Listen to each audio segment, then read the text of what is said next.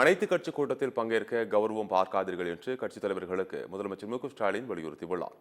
நாகையில் திமுக நிர்வாகி திருமண விழாவில் முதலமைச்சர் மு க ஸ்டாலின் கலந்து கொண்டார்.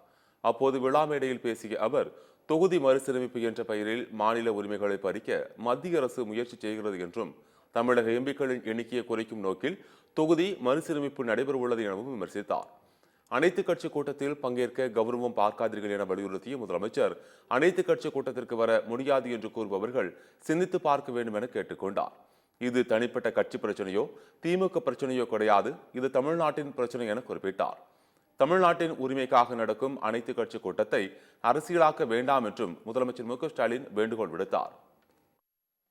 மும்மொழி கொள்கையை கட்டாயப்படுத்தி கொண்டு வந்துவிட வேண்டும் என்று இன்றைக்கு ஒன்றிய அரசு திட்டமிட்டுக் கொண்டிருக்கிறது. அதேபோல் தொகுதி மறுசீரமைப்பு அதையும் கொண்டு வந்து எப்படியாவது தமிழ்நாட்டினுடைய அந்த உரிமையை, அந்த எண்ணிக்கையை குறைக்க வேண்டும் என்பதில் கவனத்தை செலுத்திக் கொண்டிருக்கிறது என்பது உங்களுக்கு தெரியும். அதனால வருகிற 5ஆம் தேதி நாம் அனைத்து கட்சி கூட்டத்தை கூட்டியிருக்கிறோம். வர இயல முடியாது, வர முடியாது என்று சொல்லி இருக்கக்கூடியவர் கொஞ்சம் சிந்தித்து பார்த்து, ஏதோ தனிப்பட்ட திமுகவுக்கோ தனிப்பட்ட உங்களுக்கோ பிரச்சனை இல்லை, இது தனிப்பட்ட கட்சிக்கு அல்ல, இது அரசியலாக நீங்கள் பார்க்காதீர்கள். நம்முடைய உரிமை, நம்முடைய தமிழ்நாட்டினுடைய உரிமை, இதில் கௌரவம் பார்க்காதீர்கள். இவன் என்ன அழைப்பது, நாம் என்ன போவது என்று நினைக்க வேண்டாம். இது தமிழ்நாட்டினுடைய பிரச்சனை, அதை சிந்தித்து பார்த்து நீங்கள்.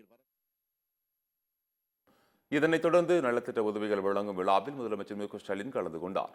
38,956 பயனாளிகளுக்கு அரசு நலத்திட்ட உதவிகளை வழங்கி 139.92 கோடி ரூபாயில் 35 முடிவுற்ற பணிகளை திறந்து வைத்தார். 105 புதிய அரசு பேருந்துகளின் சேவையை தொடங்கி வைத்து 82.99 கோடி ரூபாயில் 206 புதிய திட்டங்களுக்கு அடிக்கல் நாட்டினார்.